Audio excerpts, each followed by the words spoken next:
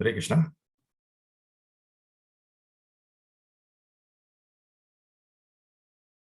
Jnantamrandasya Jnananjanashalakaya Chakshurunmilitam Yena Tasmai Shri Gurave Namaha. Yes, Prabhu, you can show the screen, the next prayer screen.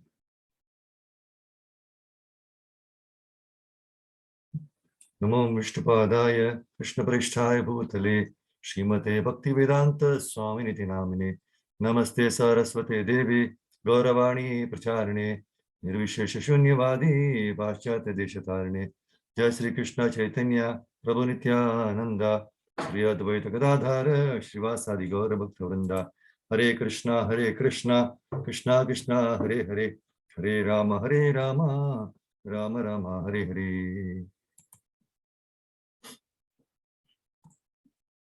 Hare Krishna, Prabhu Mataji, welcome all of you for this session of Srimad Bhagavad Gita. We are continuing with the second chapter, contents of the Gita summarized. Today's verse is 2.21. Veda vinashinam nityam yenam ajam avyayam katam sapurusha partha kam ghatayati hantikam. O Partha, how can a person who knows that the soul is indestructible, eternal, unborn, and immutable kill anyone or cause anyone to kill? So almost every day we have been listening with regard to the soul, no? It's always said we are not this body, we are spirit, souls. See, Bhagavad Gita, especially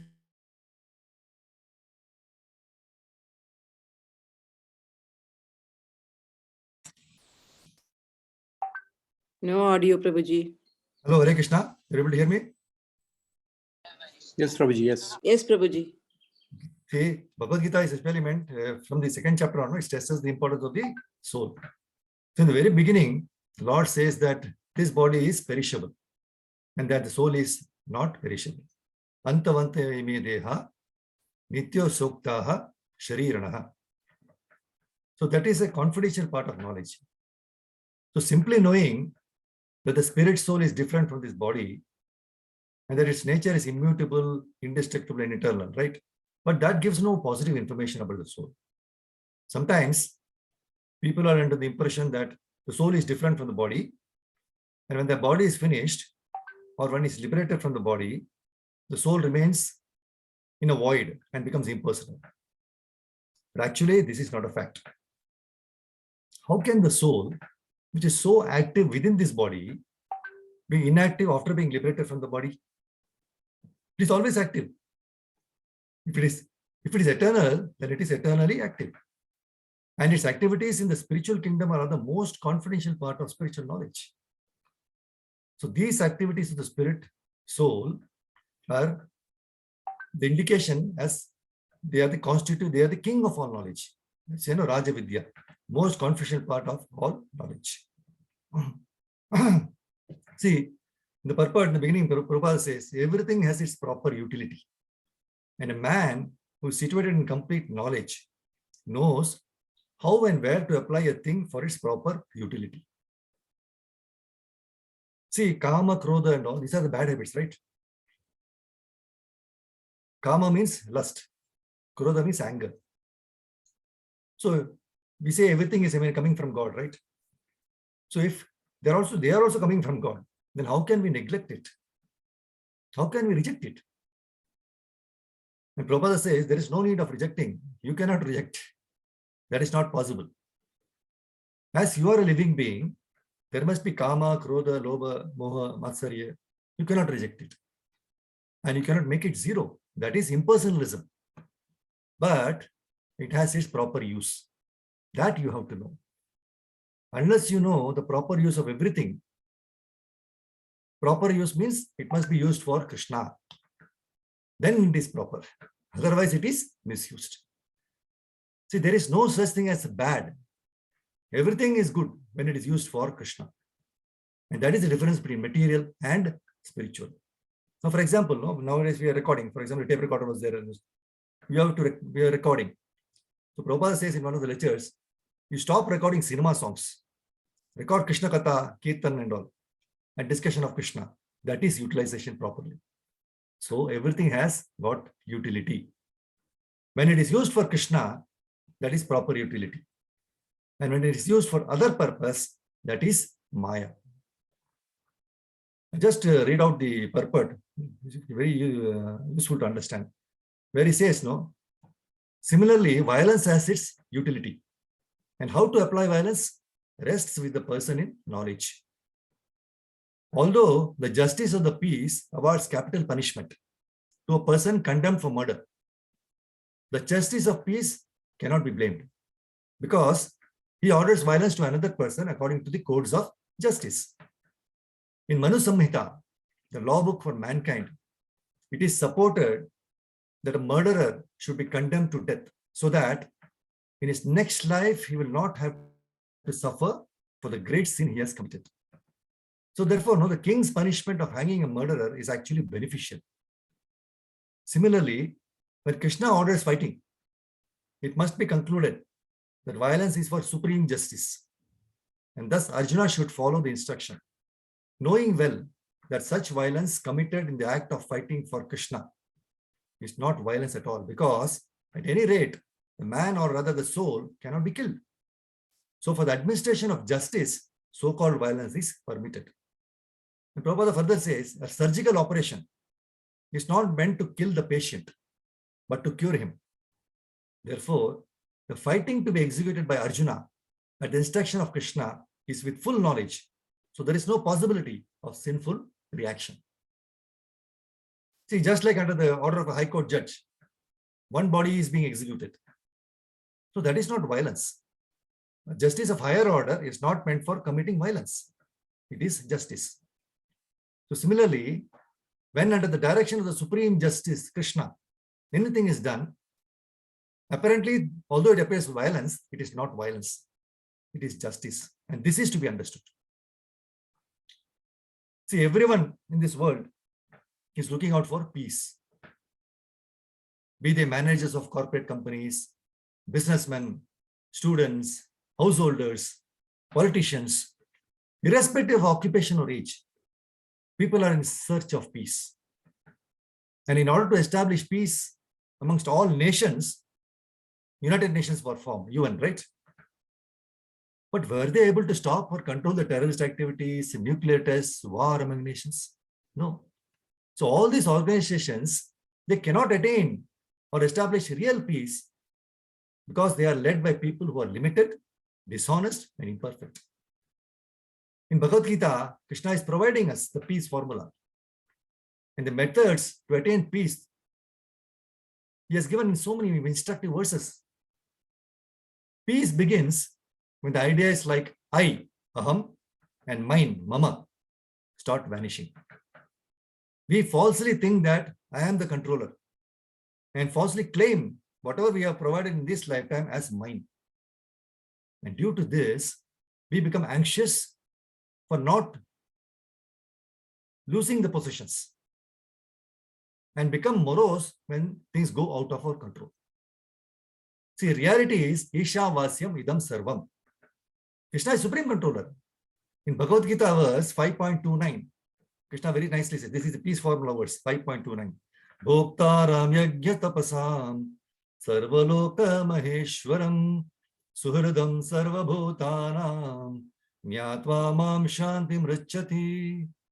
A person in full consciousness of me, knowing me to the ultimate beneficiary of all sacrifices and austerities, the supreme lord of all planets and demigods, and the benefactor and well-wisher of all living entities, attains peace from the pangs of material miseries. See, everything is a gift from Krishna. The house we stay, people we are blessed with, parents, spouse, children, friends, relatives, the job we work, the food we eat, the health we possess, every day and every moment in our life, everything is Krishna's mercy on us. Just like how it's inappropriate and illegal for us to enter and misuse another person's property in this world. We should also understand it is incorrect to claim Krishna's gifts as mine and misuse them in this life. That's why in the purport of this verse, 2.21 Bhagavad Gita, Prabhupada very nicely mentions about how we should utilize these gifts. He says, everything has its proper utility.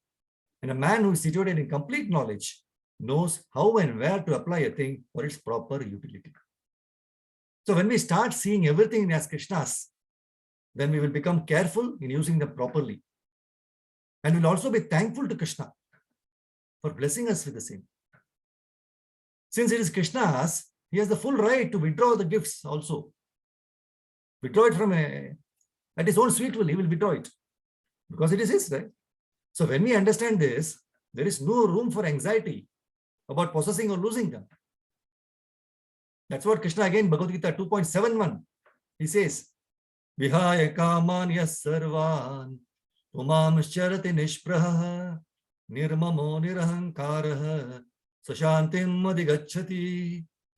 A person who has given up all desires for sense gratification, who lives free from desires, who has given up all sense of proprietorship and is devoid of false ego, he alone can attain real peace. And Srila Prabhupada very nicely clarifies in the purport the meaning of giving up all desires.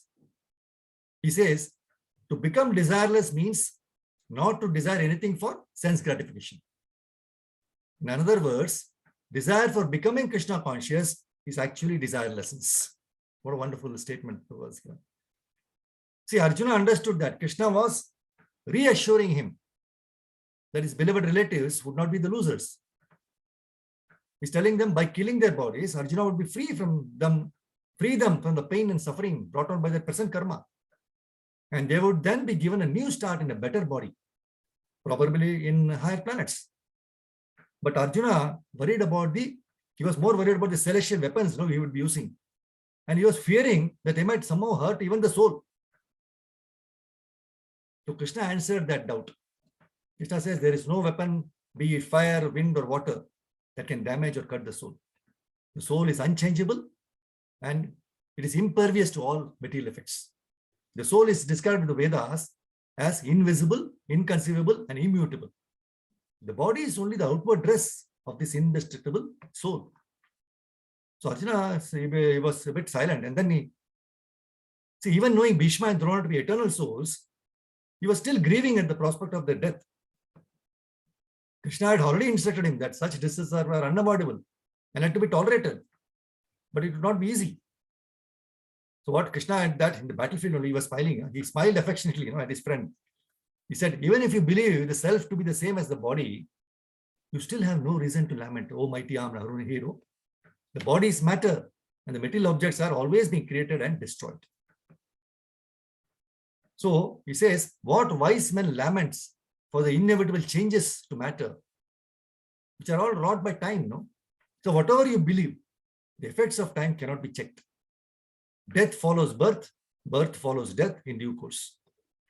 Simply perform your duty without lamentation. For you cannot change the course of a time, which is ultimately the cause of everyone's death.